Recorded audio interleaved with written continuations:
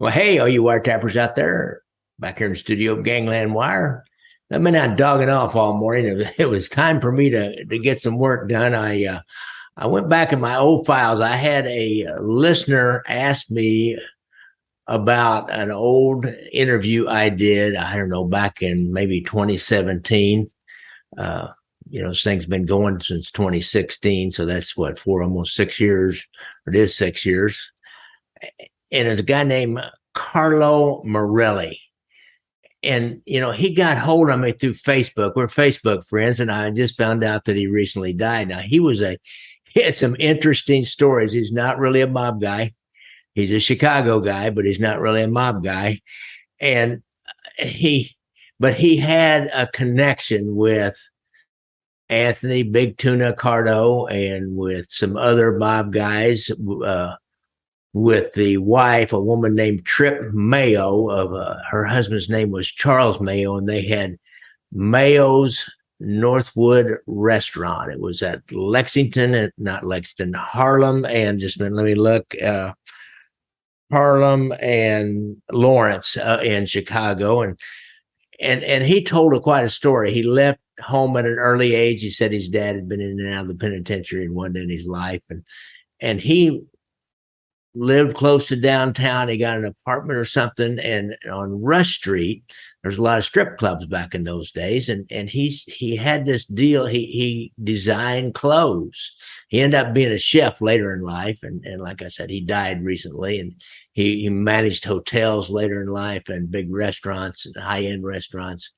But as a young man, he made clothes for strippers, and he had been in and out of Mayo's. Got to know Trip Mayo, the wife of the owner of this restaurant. And this restaurant is a place where Anthony Accardo and Paul Ricca hung out all the time. It was like where they met people. They would have people come in and, run ideas by them and have discussions at a corner table. Maybe they'd have a bigger meeting with a big long table. I don't know. It's gone. It's long gone now. I think there's another restaurant there, but I'm not sure. And so his Trip Mayo had been disfigured in some manner. Carlo didn't say how, and we didn't get into it. But he designed some clothes for her that she thought were, kind of made her look a little better. And he just was driven to design clothes, and he started designing clothes, besides the clothes for the strippers, and making them, which wouldn't have been much to make there. He was making clothes, and mob guys who went to the restaurant, Ms. Mayo let him do a fashion show, and their girlfriends would wear them. It's like, I don't know, is this true or not? There's no way to document to verify it, but he has some stories about his life with the mob, and Accardo got to know him. His dad was kind of, on the periphery of the outfit. I don't even know what his dad's first name was. Wasn't a major guy, but Chicago back then in the outfit was not that big a world. And so he tells a couple stories about his dealings with Tony Accardo. And the first one is going to be about when he took Linda Accardo, I think was her name, to her high school prom. He escorted her. He went along with her. So I'm going to let Carlo tell that story. And then the second one is a little short story. Was about Linda's wedding. Had a big wedding in Accardo's mansion, and FBI agents were all over the place. So Accardo had asked him to help out in that wedding. So he tells a little short story about helping out. So settle back and listen in to Carlo Morelli tell about his experiences with the outfit and with Tony Accardo. He used me as a kind of a pseudo bodyguard for his daughter's prom. Oh, really? Did you know about that? No, I didn't. How did that work? Well, first I didn't know he knew me. That he remembered me, other than just as being a guy who did he called my dad and told my dad that he wanted to, and maybe I'd seen him or talked to him a couple of dozen times, all small talk. Anyway, my father called me one day, and I very seldom heard from my dad. I was living at the Maryland Hotel, and he said, "I want you to get dressed. I'll be there in a half hour. I want you in a dark coat, dark suit, and a white shirt. I have a tie for you." I said, "What's this about?" He said, "I'll be there. Just be outside in a half hour." And he hung up. He picked me up, and I said, "Where are we going?" He said, he didn't. He said, "I'm going to ask you a question, son. I want you to answer me. I want the truth." Now, I never lived with my dad. My dad was a ghost in my life as a child. He was a convict. He had been in jail several times, so I didn't know too much about him. Anyway, he pulled over to the side and he said, "If I ask you a question, I want an honest answer. How do you know the big boys?" I said, "Which big boys? Who are you talking about? Are you talking about Allegretti? Who are you talking about?" He said, "You know who I'm talking about. I'm talking about the eye guy, the big guy." I said, "Dad, I don't know who you're talking about." He said, and he looked around. He's always, and we were in a car alone, and he was looking around behind him and front. He said, "Tony Accardo." "How do you know Tony Accardo?" I said, "I don't know them. I know him just to talk to him because he comes to my fashions." "But so what are you talking about? What are you hanging out with Tony Accardo for? Do you know who these people are?" I said, "Dad, I don't hang with them. He's there when I give my fashion shows at the Noble House." He said, "You stay away from those people. You can only get in trouble." So anyway, I said, "Where are we going?" He said, I really don't know what this is all about, but I have only a half hour to get there." And he pulled up at a funeral home, Salerno's actually, and there was a car parkers there. And I said, who has car attendants at a funeral home? I said, "Well, the Pope died?" He said, "Shut up." So we went inside. The moment we walked in, there's a guy standing by the chapel, the big chapel, and he saw my dad, and he gave him a thumbs up. And my dad gave him a thumbs up back again. He said, "Behave yourself." I said, what are you talking about?" He said, "Come in." And then I looked down there, and I saw Tony sitting at the chair, a big chair next to the casket. And next to him was sitting a young lady.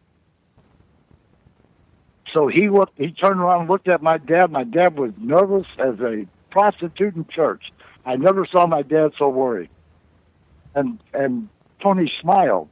And then he went back to just sitting there. Here came the priest in his full regalia, and he did the honors. And that's why we had to be there before the priest came, because he knew he would stick around for the priest. Anyway, he called us down, and he said to my dad, "Carlo, this is your son. This is Carlo Jr.?" And he said, "Yes, it is. This is my son." He said, "Have you ever met my daughter?" And I went, "Oh," I put my hand out, and she looked at it like I had shit on it. I mean, it was just terrible.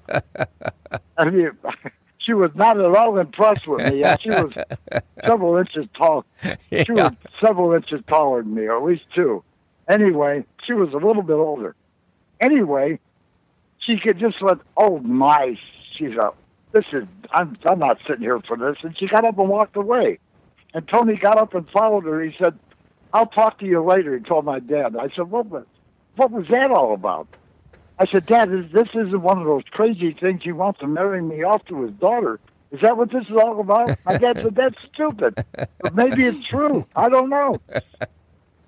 Anyway, I got a call a week later. My dad said, "I want to meet you tonight. I'll be there at 8 o'clock. I'll meet you at Manny's." Now, he never told me he would meet me any place before. He was treating me a little better. I was 17 already. And he said, "You're taking her to the prom." I said, "What? You're taking her to the prom?" I said, "Dad, I'm not taking her anyplace. That's his daughter. I don't even want to be around her. You told me to stay away from these people." He said, "Well, not now. After. You can stay away from him after. He's asked to do this. I don't know what this is all about." Well, anyway, he said, "You're doing it Friday." And he gave me a list of names of clubs and restaurants and $500. He said, "Take her any place she wants to go, whatever she wants. If you need more money, call me. I'll stay at my phone." Just make sure she gets home safe. And I said, I don't want to do this, but I'll do it for you, Dad. I'll do this for you. Because you never asked me to do anything. He said, I never will again. This is horrible. Anyway, he drove me out to Tony's house, and it was just a mansion. And I went up, and I was ready to have a big hanger on the door. I was ready to take it, and he opened the door, and he put his hand up, and I shook his hand, and his hand was soft.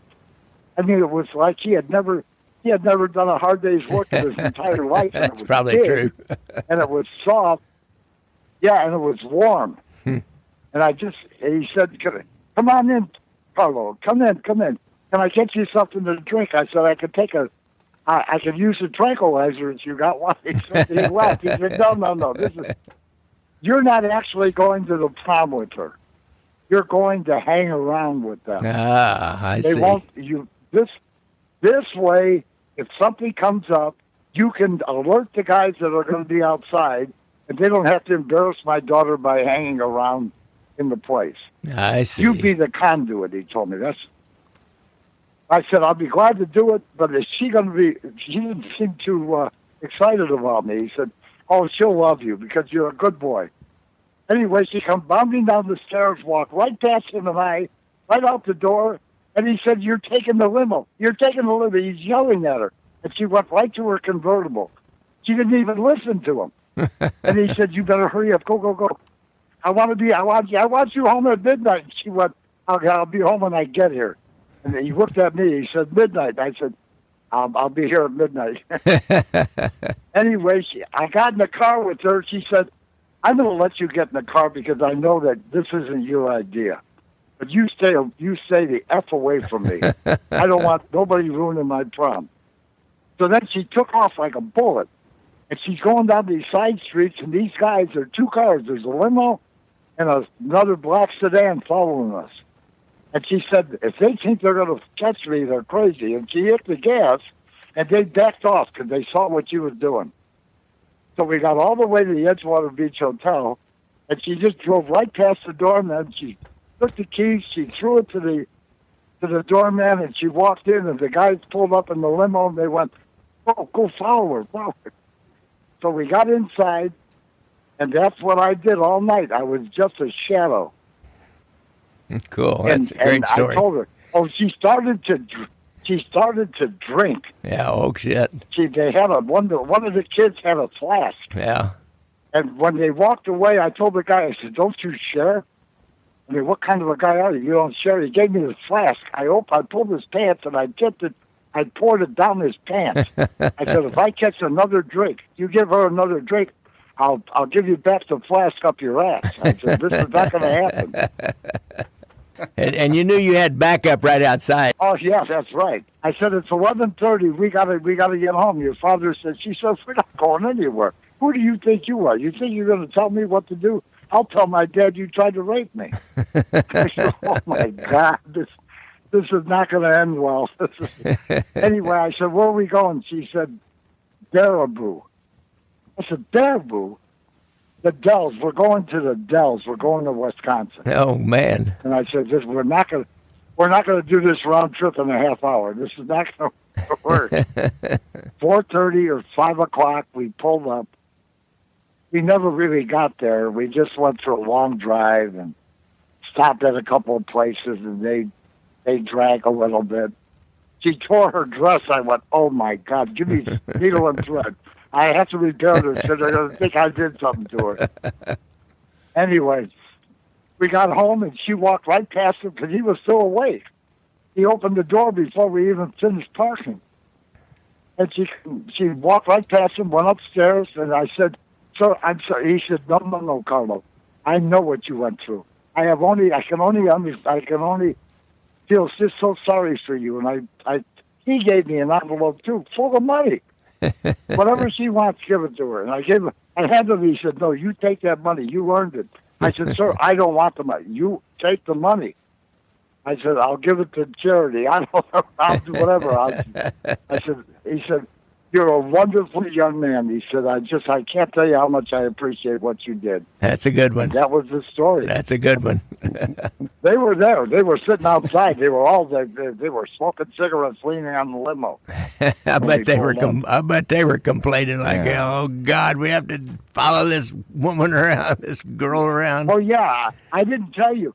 We had to go back to the Edgewater Beach to pick up the car because we left in a different car. That's how they didn't know where we were. They didn't follow you up into Wisconsin.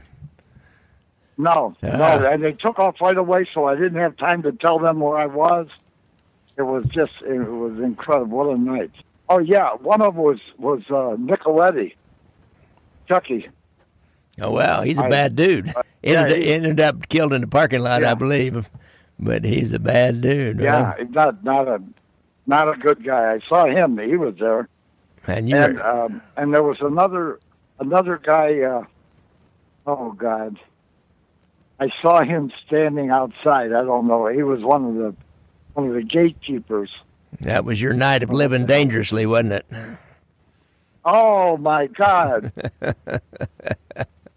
Oh God! Yeah, my dad never stopped thanking me for doing that. Yeah, well, that's a heck of a story, Carlo. What was Accardo's daughter's wedding like?